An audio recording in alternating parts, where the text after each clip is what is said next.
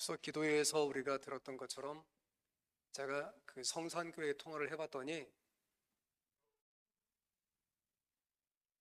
우리 애들이 여기에서 보는 것과 전혀 다르게 잘하고 있답니다. 제가 깜짝 놀랐는데 이번 봉사대 어저께 하루만 놓고 본다면 가장 거기서 인기가 많은 학생이 엄찬우솔 부목사님이 그 얘기 하더라고요.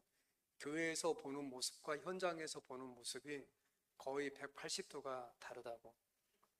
여기 있을 때는 연습하자고 하면 도망 다니고 했는데 거기에 가서는 당장 다가오니까 막 늦게까지 연습하고 한다고 합니다.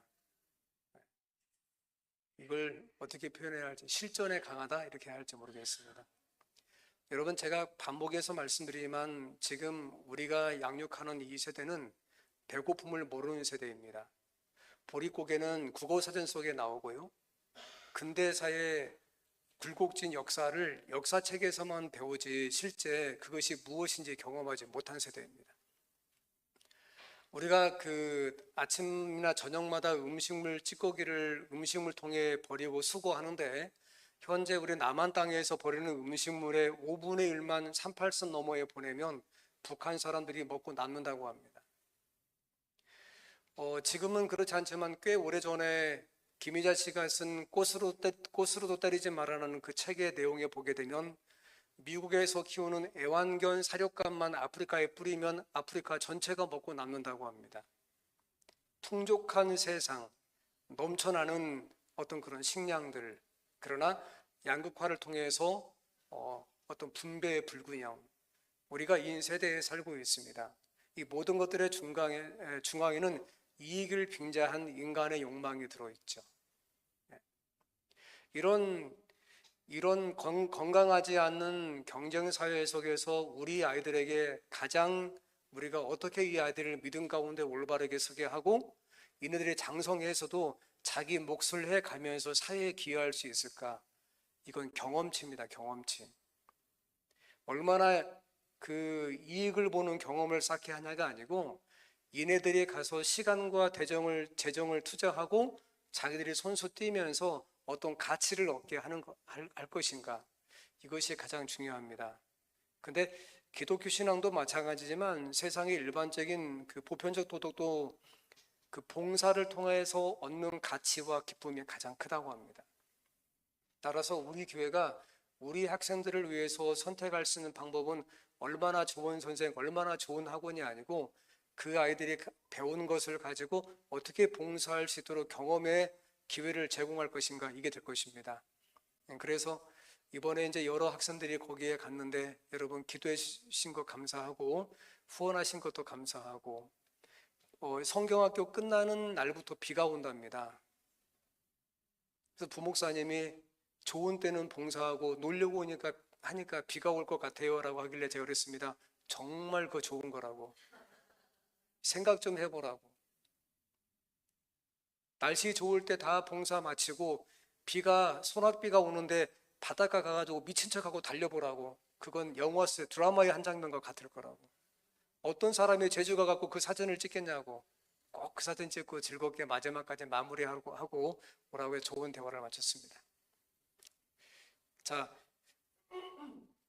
이제 제가 준비한 말씀은 욥기서입니다. 우리는 매월마다 성경을 통독하면서 그 가운데 약간 여러분들이 이해하기 힘들거나 또는 어떤 것을 이렇게 주제나 다른 것들을 파악하기 어려운 책을 선정해서 여러분 통독하는 그 달에 하나씩 우리가 다루고 있습니다.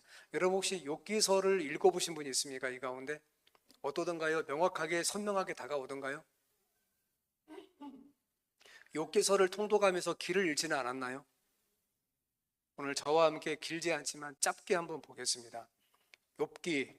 욥은 누구인가? 욥은 박해받은 자, 억압받는 자, 이런 뜻입니다. 욥기는 구약 성경 가운데 가장 먼저 기록된 책입니다.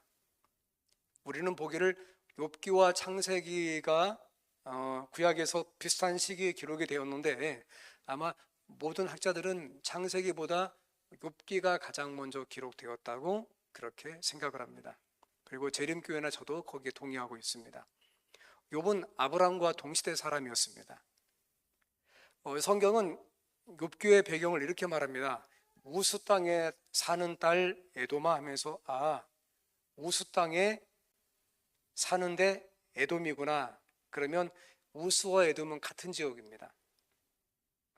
그래서 정확하게 그 지점을 우리가 명확하게 할 수는 없지만 에돔이라고 하는 그 넓은 땅덩어리 남쪽에 우스라고 하는 지역이 있었다고 추정을 합니다. 그리고 여기 보시는 것처럼 요 다음 말씀을 보게 되면 1장 1절에 우스 땅에 욥이라는 사람이 있었는데, 그럼 욥은 우스 사람이잖아요, 그죠? 그런데 여기에 보면 에돔이잖아요. 그러니까 욥은 에돔 사람이에요. 이스라엘 백성도 아니고 우리가 소위 말한 선민 사상을 갖고 있지 않는 사람입니다. 그 사람은 온전하고 정직하여 하나님을 경외하며 악에서 떠난 자더라. 이게 욥기의 시작이에요. 이걸 한 문장으로 정리하면 우스 땅에 욥이 살았는데 그는 의인이었다, 그런 뜻입니다. 욥기는 42장으로 구성이 되어 있는데 마지막 장 마지막 절은 이렇게 마칩니다. 욥이 늙어 나이가 차서 뭐 했더라? 죽었더라. 요 바로 그 성경 구절 앞을 보게 되면 욥이 140년을 살았고 아들과 손자까지 4대를 보고 장수하고 죽었다고 성경은 기록하고 있습니다.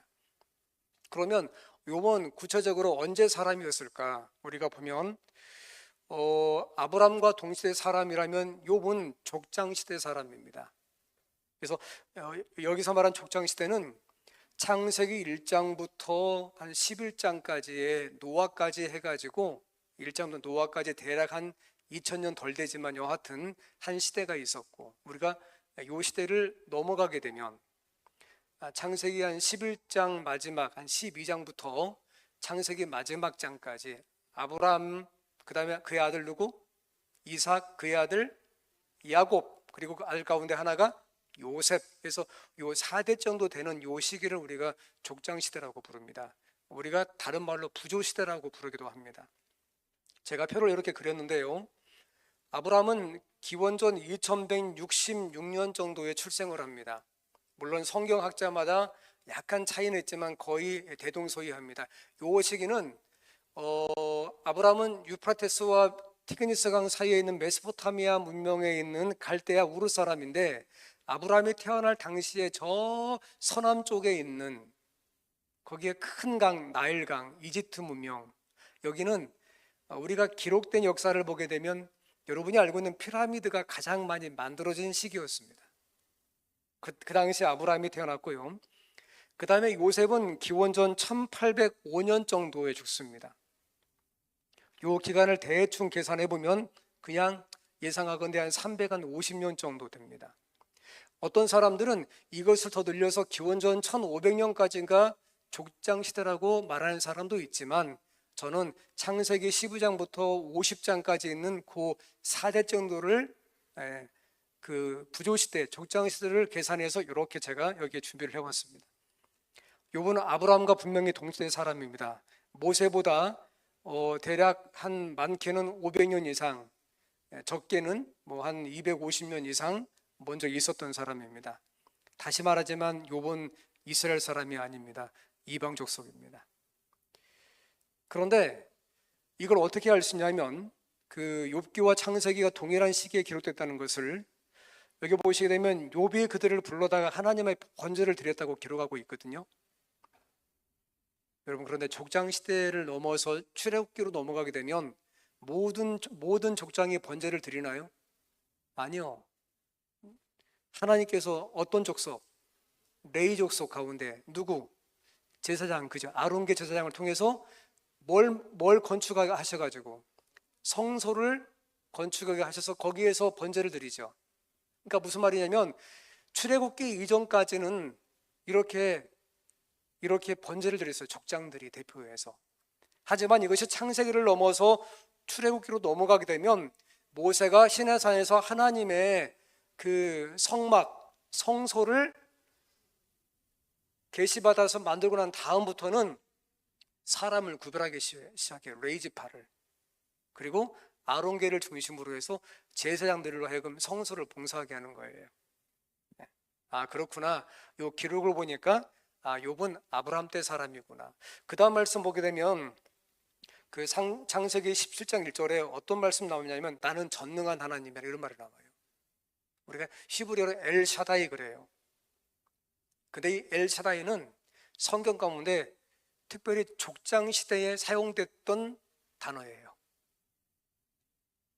구약 성경 가운데 48번 가까이 나오는데 이게 창세기에 많이 나오고 그 다음에 욥기에만 31번 나와요. 물론 창세기와 욥기를 제외한 다른 책에 조금씩 나오지만 그것은 창세기와 욥기에 비하면 비교가 되지 않아요. 아, 그렇구나. 전능하신 하나님, 전능한 하나님, 엘샤다이 또는 엘샵다이, 이것은 족장시대 용어라고 보면 되겠어요. 이게 어디에 나오냐면 욥기에 나와요. 참으로 나는 전능자 엘샤다이에게 말씀하려 하며. 그 다음에 참 놀라운 것은 뭐냐면 족장시대는 그 사람의 재산을 어떻게 측정했냐면 이렇게 했어요. 양이 몇 마리, 낙타가 몇 마리, 소가 몇 마리. 과거에 시골에서 그 집이 부자인가 아닌가를 계산하려면 논이 몇 마지기, 밭이 몇 마지기 했던 것처럼 족장시대는 그 키우는 가축이 몇 마리인가 따라서 이 사람이 부유하다, 그렇지 않다를 계산했는데 이게 족장시대의 하나의 계산법이에요. 이게 창세기 12장에 보면 아브라함도 이렇게 계산했거든요. 그래서 아, 욥은 그 시대의 사람이었구나.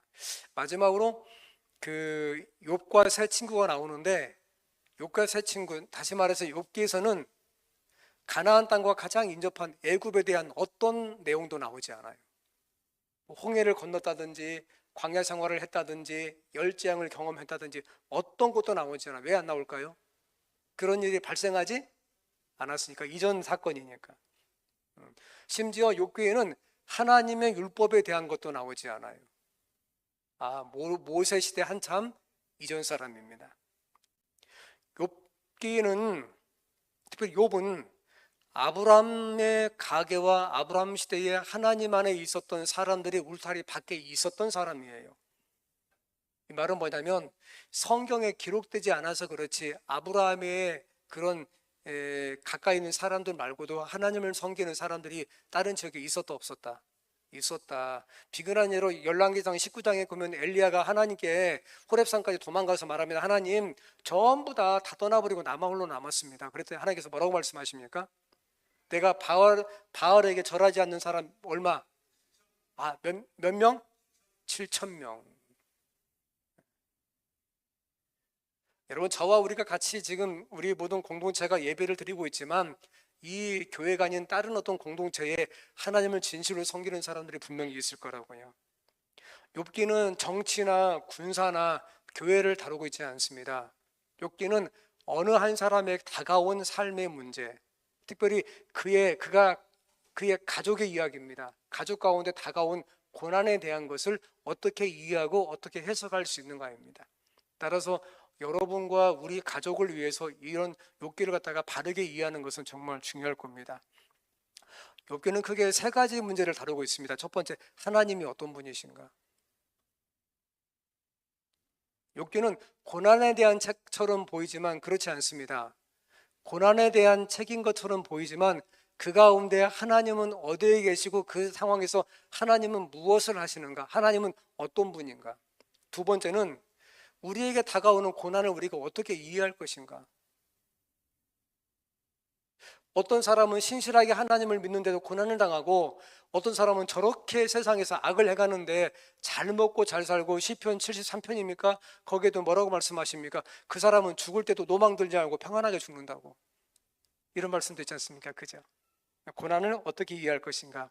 세 번째, 그 당시 사람들은 자기에게 다가오는 여러 문제가 있잖아요. 고난이나 이런 문제, 어떤 이런 문제를 어떻게 이해하고 인식하고 있었는가, 이것을 우리가 욥기에서 확인할 수가 있습니다. 욥기는 고난의 원인이 무엇인가, 내가 왜 이런 고난을 당해야 되는가, 이런 질문에 대해서 답을 주지 않습니다. 고통과 고난을 다루고 있는데 이 사람이 지금 고통받고 있고 이 사람이 고난당하고 있는 원인이 무엇인가, 무엇 때문에 이 사람이 이렇게 힘들어하고 있는가를 욥기는 말하고 있지 않아요. 그 고통과 고난의 원인이 무엇인가를 처음부터 마지막까지 어느 한 문장도 말하고 있지 않아요. 다만 욥기는 고난을 당할 때 우리가 어떠한 자세를 취하는 것이 좋은 것인가를 욥의 인생을 통해서 우리가 알려줍니다. 다시 말씀드리면 욥기는 고난을 다루고 있지만 가장 큰 주제는 그러면 그 가운데도 계신 하나님은 어떤 분이신가 이겁니다. 특별히 저는 욥기를 읽으면서 그 38장, 39장, 40장, 41장 4장 이 4장은 드라마로 치면 아주 클라이막스고 영화로 말하자면 아주 어마어마한 반전의 내용이 거기에 있어요. 왜냐하면 하나님께서 처음부터 마지막까지 명확하게 말씀하시는 긴 문장이기 때문입니다. 욥기는 이런 구조를 갖고 있어요. 1장하고 2장은 서론 부분입니다. 제가 조금 이따가 말씀드릴 거예요. 3장부터 37장은 네 사람이 나와요. 욥의 세 친구와 그 다음에 32장쯤 되면 갑자기 어떤 사람이 막 화를 내면서 그 대화하고 있는데 대화 사이를 해집고 들어가고 자기 말을 하는 사람이 있어요. 네 사람의 이야기입니다. 38장부터 41장은 하나님께서 응답하시는 겁니다. 욥에게.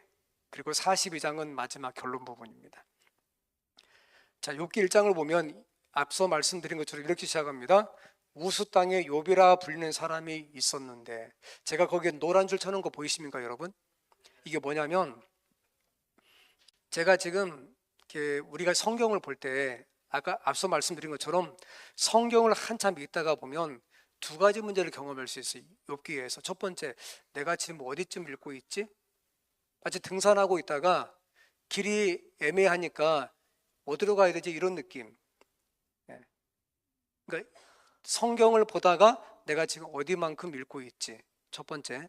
두 번째는 내가 지금 성경을 읽고 있는데 이게 지금 무슨 내용이지? 있기는 있는데 조금만 더 읽어가도 전혀 지금 내가 어떤 내용인지 모르겠는데 이게 지금 무슨 내용이, 이거 지금 누가 말하고 있지? 욥기에 욥과 네 친구가 있다고 하는데 도대체 이 말을 지금 누가 하고 있는 것이지? 이 내용을 내가 읽고 있는지 지금 이게 이 내용 자체가 하나님의 은혜가 있는 것인가, 아니면 이 내용 자체가 하나님께서 말씀하고 있는 그런 사상과 반대되는 내용을 지금 진술하고 있지? 헷갈린단 말이에요. 그죠? 그것을 대비해서 여러분 집에 돌아가셔서 성경을 읽으실 때는 지금 보시는 이런 그 노란 형광펜 있죠? 형광펜이나 아니면 노란 색연필이지 않겠습니까? 지금 보시는 부분을 줄을 치시면 돼요. 그러니까 지금 저와 함께 이게 욥기를 보면서 제가 노란 그 밑에 밑줄을 쳐놓은 것을 집에 가서 그대로만 다 밑줄을 치시면 돼요. 이 동영상 업로드가 되고 나면.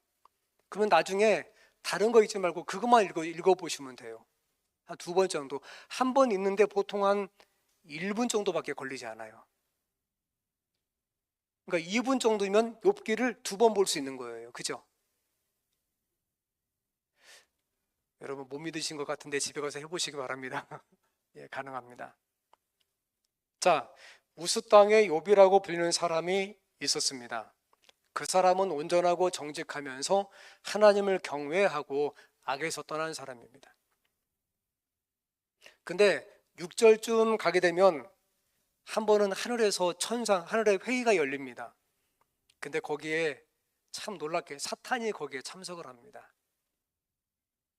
그래서 하나님께서 사탄에게 묻습니다. 네가 어디에서 왔느냐? 그랬더니 사탄이 뭐라고 말합니까?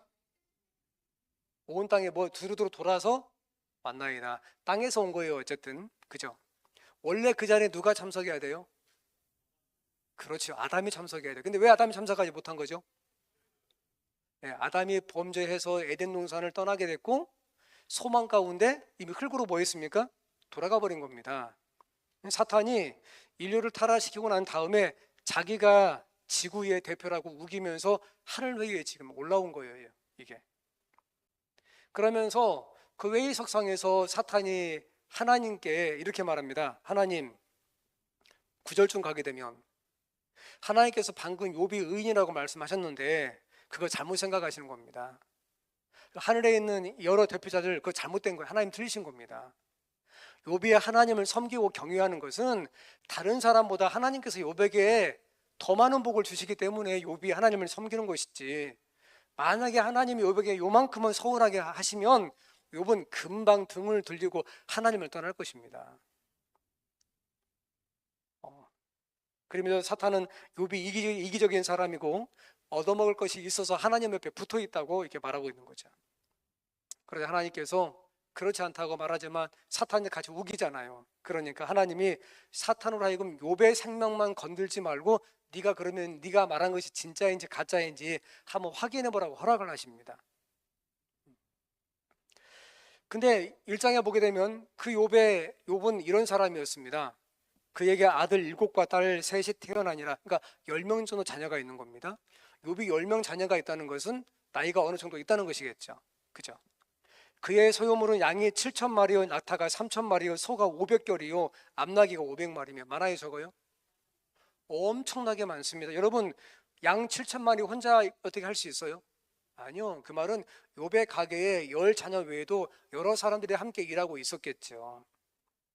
근데 1장 한 13절 이후에 보게 되면 하루는 사탄이 재앙을 가져옵니다. 그래서 소 500마리하고 낙이 500마리가 사라져 버립니다. 다 빼앗겨 버립니다. 깜짝 놀라고 있는데 바로 찰나 다른 종이 와가지고 말하기를 두 번째 재앙에 양 7,000마리를 누가 가져가 버립니다. 그 다음에 세 번째는 낙타 3,000마리까지 다 사라져 버리고 없습니다. 욥이 평생 쌓아놓은 모든 재산이 송두리째 날아간 거예요. 아무것도 없습니다. 근데 이게 끝이 아니에요. 욥기 1장 18절에 보게 되면 주인의 자녀들이 욥의 10자녀입니다. 제일 마지막 19장 마지막에 뭐였나이다? 죽었나이다.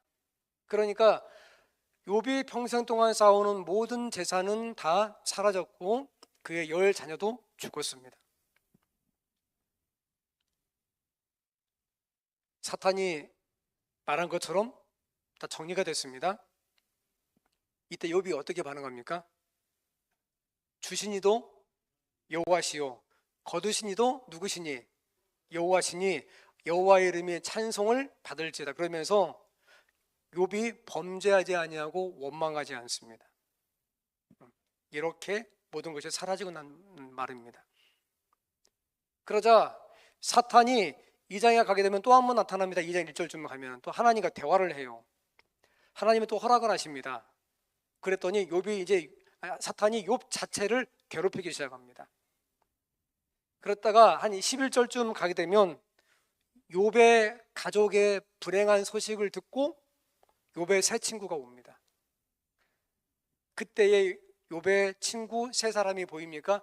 집에 돌아가서 여기를 밑줄을 한번 쳐보시면 돼요. 모든 재앙이 그에게 내렸다 함을 듣고 각각 자기 지역에서부터 이르렀으니 곧 대만 사람 엘리바스, 수아 사람 빌닷, 나아마 사람 소발, 이 세 사람이 욥을 위로하기 위해서 온 거예요. 그리고 서로 약속하고 왔겠죠. 이것이 욥기 이제 2장부터 가면서 3장부터 계속 거의 대부분의 내용을 차지하고 있는 거예요. 자, 그런데 세 사람이 욥에게 왔잖아요. 위로하기 위해서. 근데 문제는 여기서부터예요. 그 사람들이 오고 난 다음에 3장부터 37장까지 욥기를 어떻게 읽을 거냐 이거예요. 다른 동영상이나 어떤 설교를 통해서 욥기를 들을 수가 있는데 제가 지금 여러분들에게 말씀드리는 것은 여러분이 어떻게 집에 가서 읽으실 거냐 이거예요. 이렇게 읽으시면 도움이 돼요. 첫 번째, 욥을 찾아야 돼. 욥을. 3장부터 37장을 보시면서 욥이 입을 열어 욥이 대답하여 이르되 욥이 풍자하여 이르되 요 문구가 나오면 전부 다 뭐 하는 겁니까? 밑줄을 치는 거예요. 형광펜으로. 아시겠습니까 여러분? 근데 잘 보세요. 욥이 이를 열어 그게 3장 1절 나오죠. 그분 3장 전체가 지금 누가 말하는 겁니까? 욥이 말하는 거예요. 자, 6장 1절, 9장 1절, 12장 1절, 16장 1절 계속 매 장의 첫 번째 절이 나오죠. 그럼 그 장 전체는 누가 말하는 거예요 지금? 욥이 나오는 거예요. 그 다음에 욥이 풍자하여 이르되 27장 1절, 28장 1절. 그러니까 여기 나와 있는 앞에 있는 숫자는 욥이 전체 말하는 거예요. 이해하시겠죠? 그러니까 그 성경책의 그 장의 첫 문구만 첫 문구 몇 글자만 줄을 치시면 돼요. 형광펜으로 이런 걸로. 그러면 그것만 보시게 되면 욥이 말하는구나. 욥이 말하는구나. 두 번째는 엘리바스를 찾으셔야 돼요. 욥의 세 친구 가운데 첫 번째 사람 엘리바스는, 자 보세요. 여기도 4장 1절, 15장 1절, 22장 1절. 근데 잘 보세요. 4장 1절 앞으로 갑니다. 자 보시면 욥이 이를 열어 3장 1절이죠. 욥이 대답하여 이르되 몇 장 1절? 6장 1절. 그러면 중간에 뭐가 있습니까? 4장하고 5장이 있죠. 근데 다음 말씀 봅시다. 5장에 나와요, 안 나와요? 안 나와요. 몇 장만 나와요? 4장. 그러면 어떻게 예상할 수 있어요? 엘리바스가 4장부터 말을 시작해가지고 몇 장까지 했다? 5장까지. 이해하시겠습니까? 이해하시겠어요? 자, 3장에서 욥이 말을 했어요. 6장에서 욥이 말을 했어요. 근데 4장 1절에 엘리바스가 나와요. 그 말은 뭐냐면 4장부터 5장 전체는 누가 말한 겁니까? 엘리바스가. 이렇게 줄을 치시는 거예요. 다시 말해서 큰 문단의 주어를 찾으셔야 돼요. 욥기를 읽으시려면. 그 다음에 세 번째는 빌닷을 찾으시면 됩니다. 수아 사람 빌닷이 대답하여 이르되 8장, 18장, 25장. 저는 지금 욥기를 읽으시는 분들에게 어떤 요구를 하고 있냐면 성경 그 장의 첫 문단에 욥기는 명확하게 지금 누가 말하고 있다는 걸 먼저 그 부분을 명확하게 알려주면서 시작한다는 거예요. 그러면 여러분들은 성경을 읽으면서 길을 잃지 않고 지금은 욥이 말하고 있구나, 지금은 빌닷이 말하고 있구나, 지금은 소발이 말하고 있구나 알 수 있다는 거예요. 이것이 3번 정도 반복되거든요. 실은 마지막에 나아마 사람 소발이 대답하여 이르되 11장과 20장. 다른 사람은 3번씩 말하는데 소발은 2번만 말합니다. 그 다음에 31장 정도 가다가 32장으로 넘어가게 되면 그 욥의 세 친구를 유심히 쳐다보고 있었던 요 전까지 한 번도 등장하지 않는 4번째 사람이 등장합니다. 이 사람의 이름이 누구냐면 엘리후입니다. 이해하시겠어요? 그러니까 욥기 3장부터 31장까지 세 사람이 욥과 함께 계속 논쟁하면서 말을 주고받는 거예요. 근데 32장 가게 되면 갑자기 1절에 엘리후가 아주 화를 내면서 그 대화 사이에 해집고 들어가게 돼요. 답답한 거예요. 욥과 세 친구가 대화하는 것이 자기 양에 안 찬 거죠. 그래 치고 들어가서 자기 이야기를 하기 시작합니다. 32장 전체, 34장, 35장, 36장 전체를. 자, 그 다음을 보겠습니다. 지금 보시는 지도에 보면 밑에 가나안 땅 밑에 에돔이 있습니다. 보시면 우리가 사해라고 하죠. 그 사해 밑에 에돔 동그란 노란색이 있어요. 그 에돔 땅 그 밑에 우스라고 하는 그런 자그마한 어떤 지역이 있었다고 봐요. 근데 스바는 오늘날 어디인지 거의 알려져요. 스바는 아라비아 반도 지금 보시는 지도에서 보게 되면 그 남동쪽이죠. 저쪽에 스바라는 지역이 실제 있어요. 하지만 대만과 남한은 어디인지 잘 알지 못해요. 우리가 분명한 것은 아라비아 반도 안에 있는 그런 지명들이죠. 이 지명들은 애굽과 관련이 없고 가나안 땅과도 관련이 없어요. 그 말은 욥의 세 친구와 마지막에 여기에 왔던 엘리후도 전부 다 이방 사람들이라는 거예요. 전부 다 하나님을 알고 있는. 그리고 38장부터는 37장까지 등장하지 않는 하나님이 등장하십니다. 그때에 욥기 3장부터 36장까지 길게 대화가 진행된 다음에 그때에 여호와께서 욥에게 말씀하여 이르시되, 그리고 40장 여호와께서 또 욥에게 일러 말씀하시되, 38, 39, 40, 41장. 38장부터 39장에 가장 많이 나오는 단어 가운데 하나가 뭐냐면 내가 뭐 할 때 너 거기 있었느냐? 내가 뭐 할 때 너 그거 알고 있었느냐? 말씀하시는 겁니다. 이 말은 38장도 말씀하시는 하나님의 놀라운 어떤 그런 하나님의 역사, 창조의 섭리, 세상을 온 우주를 주관하시는 하나님의 어떤 놀라운 능력, 인간은 하나님의 우주적인 섭리를 다 알 수 없다는 거예요. 그래서 이 부분은 하나님의 창조와 신비와 하나님의 주권, 그리고 인간이 아무런 능력을 많이 가지고 있다 할지라도 하나님에 비하면 아무것도 아니라는 것. 정말 하나님은 전지전능하심을 이 38장부터 41장에서 우리가 알 수 있어요. 그리고 42장으로 가게 되면 결론 부분입니다. 여기도 42장은 세 군데를 주제를 치시는 게 좋을 것 같습니다. 욥이 여호와께 대답하여 이르되 하면서 욥이 마지막에 회개합니다. 그 전까지 욥은 죄가 없다고 했어요. 나는 아무런 잘못한 것도 없는데 글쎄 나에게 불행이 찾아왔다. 새 친구가 와가지고 욥에게 말합니다. 아니야, 네가 죄가 많아서 그런 거야. 그렇지 않다고. 나에게 말 좀 해달라고. 하지만 누구도 말해주지 못합니다. 하지만 욥이 너무나 놀라운 끝이 없는 우주를 주관하시고 전지전능한 하나님과 대화하고 난 다음에 욥이 말하기를 내가 하나님을 정말 모르는구나. 내가 하나님과 같은 수준에서 뭘 할 수 있는 것이 아니구나. 나에게 다가온 이런 고난과 고통을 내가 원인을 찾고자 하지만 하나님께서 나를 위해서 베푸신 섭리를 내가 다 알 수가 없는 것이구나.